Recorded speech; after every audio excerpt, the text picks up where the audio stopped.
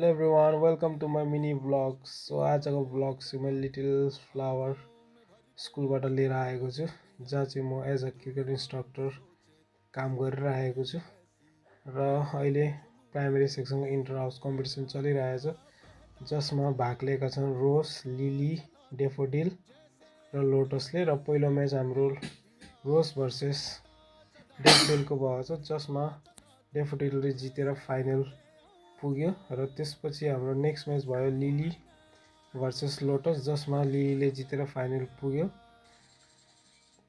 Game एकदमै interesting भयो, हेर्न पनि मजा आयो। दुईटै टिमबाट कम्पिटिसन राम्रो भयो। र त्यसपछि दुईटा गेम सकेपछि मैले केटाहरूलाई खाजा ब्रेक दिएँ। खाजा भन्ने बित्तिकै केटाहरू एकदमै खुसी, तपाईँहरू भिडियोमा हेर्न सक्नुहुन्छ। र त्यसपछि खाजा ब्रेकपछि मैले फेरि केटाहरूलाई ग्राउन्ड लिएर आएँ र ग्राउन्ड लिएर आउँदै गर्दै मैले केटाहरूसँग रमाइलो गर्दै आएँ, गफ गर्दै। एकदमै राम्रो लाग्यो उनीहरूसँग टाइम स्पेन्ड गर्दाखेरि। तपाईँहरू केटाहरूको मुखमा खुसी देख्न सक्नुहुन्छ। क्रिकेट भनेपछि कति खुसी छन् केटाहरू भनेपछि।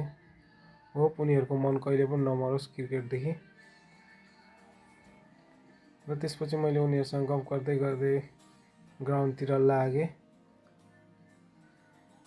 र ग्राउन्डमा पुगिसकेपछि मैले थर्ड प्लेसको लागि लिली भर्सेस लोटसको गेम गराएँ, जसमा मैले बिबिएल स्टारमा टस गराएँ र टस रोजले जितेर पहिलो ब्याटिङ गरेर र उसले आफ्नो टार्गेट मजाले डिफेन्ड गरेर रोज थर्ड प्लेसको विनर भएको छ। र फाइनल म्याचमा चाहिँ डेफोडिल भर्सेस लिलीको भएको छ, जसमा डेफोडिलले जितेर इन्टर हाउस च्याम्पियन भएको छ। Keep supporting guys, keep loving, thank you for watching guys.